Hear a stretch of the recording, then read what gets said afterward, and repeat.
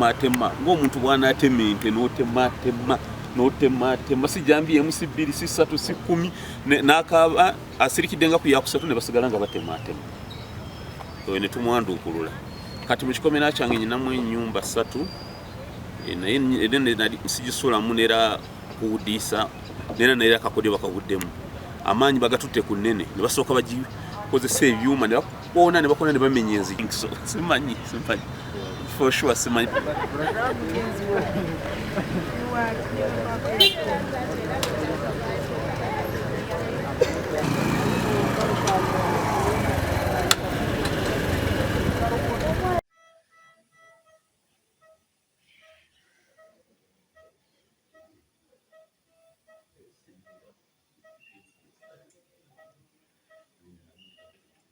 zengenda kusaba busabi Katonda nkole ne ku byokwerinda byange ng'omuntu bana olwalde n'ekyo kyali mbadde ready ntuse akasamusanvu kitundu mbadde ndowooza nakayingira nga zakwera ssaawa nga 8 ekibinja ky'abavubuka 15 ne bagwa mu kikomera kyange waddeko omu abakulira nga ayina emundu abaddemu ng'abalala balina majambiya ogalabira ddala mapya ne silver mupya n'ettaala zibadde zigakubamu ne basooka bagwa ku asikaali ne bamutematema ng'omuntu bw'anaatema ente n'otematema si jambiye si 2 si 3 si 10 n'akaaba asirikidde nga ku yakusatu ne basigala nga batematema oyo ne tumwanduukulula kati mu kikomera kyange nyinamu ennyumba 3 naye sigisulamu nera kuwudiisa nera akakodyo bakaguddemu amaanyi bagatutte ku nnene ne basooka bagikozesa ebyuma ne bakona ne bamenya enzigi ne bayingira nga temuli alimu naye nga mulimu ebintu ebibbibwa ebiwerako tebalina kye bakutteko n'amanyi sirimu ne bajja ku ndala mwendi ne batandika okuwona bagimenye bayingire kanange mbadde n'ekisi n'enkijjayo n'enkuba ku luggi ne ŋŋamba ayingira mutta kati mukyala nga bwakwira poliisi mbaga nti ayingira mutta ne basooka bawithdrawingamu ne badde emabega ne boogera noona ayine mundu ne bakomawo sipiidi nga bwola omuntu gwe bawadde instructions bakumu bamenye bayingire naye by the grace of God badde tebajja kubanga badde nabo bakitegedde ndowooza kubanga ayandimenye oluggi olwo n'asooka okutunuzayo ekyenyi singa emboozi ndala mbadde sikiriza kufa nzekka yes neera mukyala wange n'akwira poliisi tubadde musikafe tugiri mbaagala kumenya oluggi olusooka ziri 2 olusooka balumaze bajja ku lwokubiri ziri oluggi ne bagla soka balumenye bajja ku bagla proof bagikutule naye omu n'ategeera nti nyina ekisi kati ne basooka bawithdrawingamu ne mbala nga bali mbukuukuulwawo kandooza 99 we badde baki ekibasiga n'olinzo baki ngenza okulaba omulundi gumu ate badduse babuuse ne bagwebwerwa ekikomera ne badda kikomera kya neighbor ne bayimirira nga babo bawugana tulina okukuta ng'olabira ddala abantu abali confident abatali babbi bano bafaagizi ba bulijjo ono bomukutebereza mu muwendo olowooza babadde nga 15 approximately musawa nga mmeka mubadde akulumba 8 kwamba ndina kayingira eddakiika nga 3 neera ndooza mbawonye buwonyi badde baagala ndooza kungwirawo nga sinayingira naye ndooza babadde late nga omanyi okugenda kwa Katonda yes so babadde balinako ku bigambo bye babadde bakozesa ebikaawu ebyo kwemulira olinga ki tulina okukuta balinga bikiwa ebityo ebyobuwemu ebyo of course otugenda nti olina obuzibu n'omuntu kikimpalana I don't think so simanyi for sure simanyi but ne badde assassination attempt kiteba kulimba oli agadde kisabika nga ababbi babijambiya but tebadde babbi babijambiya omukuumi mu mbeera kati saawa nali mu mbeera mbeera tumanya afudde ne ngamba DPC nti maiti mugitwale mu mochari kati bamuleese ne bangamba nti alimu obulamu naye ng'omutwe scarred depressed bagishatalinza nga banakona kuno omutwe ne kati simanyi nabayinza kikola abasawo omutuufu gamba nti omuntu osobola mulekaku kufa bufi but sisuubira nti anyway sindeka kwogera ebyo Katonda yagaba obulamu naye kimala kyenyamiza ali mu mbeera mbi nnyo kati kikyozaako ku byokwerinda byo no sirina kye nze ngenda gezaako nze nja kusaba Katonda naye ndabye n'ebyokwerinda byange mbikolako ng'omuntu yes nkimanyi balina capacity nzita nze sina but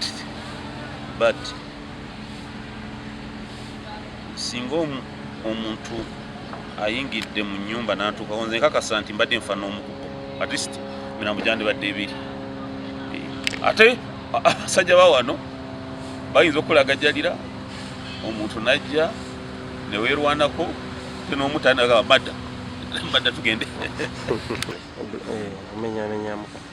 Yes, what happened, it was around 2 a.m.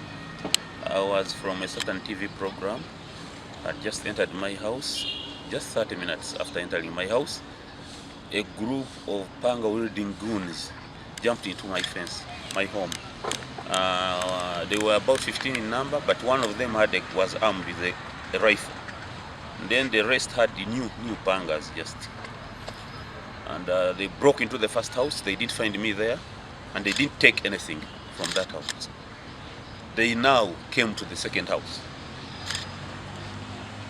And they were shouting, Tino Kutam, well, obscene words, you have to kill you. But, actually, the alarm of the askari was hacked to nothing. But the first alarm he made alerted us. So I got onto the door with some weapon also. So the first group which came to break into the house realized that I had a weapon, and I told them, "Aingira afa." So they withdrew, got instructions, and came back. But lucky enough, that alarm, which the askari made at first, confidence. You see the confidence they were exuding, shows you that these are people who believe that nothing can happen to them. Yes, they shouted there and then disappeared. Around your home were no cameras? I have cameras only that when we checked with police, the DVR, I don't know how it happened, the DVR was off. This is that thing, I don't know that technology. When the camera captures the picture, it sends it to a certain storage machine. It was off. It was very unfortunate, but I told the DPC to take away the body of the askari, only to be informed later that no, he has some life in him. So we are at casualty wing. They are trying to see what they can do. I hear that because the scar is shattered, so they are trying to see if they can take him to see it and bring it back together. I don't know if he can make it. Just we only need prayers. I don't need the security from the government because I don't know who is even targeting me. But I will try. To upgrade the rest. You see, for us, we only manage seconds. The hours are always in the hands of God. Yeah, so I don't need to stress myself over nothing.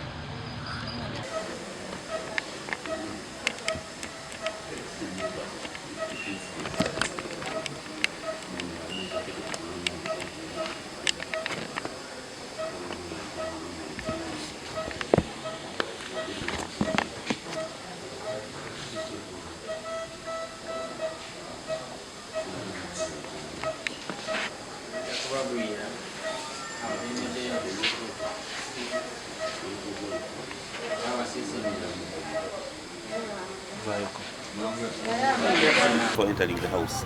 Who do you suspect? No, I don't suspect anybody, for God's sake. You see, I don't need to suspect anybody.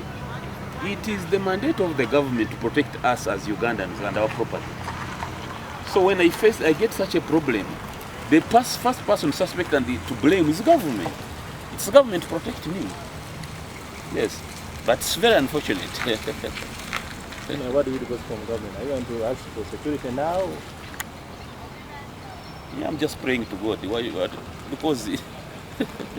Because now even those who are protected are being killed. So I will just pray to God and try to work on my personal security individual and see what to do.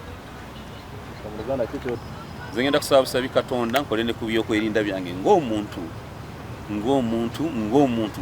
bana olwade ne shoshairo mbade ready okwerwanako singa oli antuseeko ate ekyo ndi very clear muli bwantukako nenfuna akakisa nja kwerwanako ate oli nti mada yasomu. You see? Yes. NBS television yeshiro TVM nabo the program ya TVM yeshiro ntuse akasamusambu kitundu mbadde ndowooza nakayingira nga zakwera ssaawa nga 8 ekibinja ky'abavubuka 15 ne bagwa mu kikomera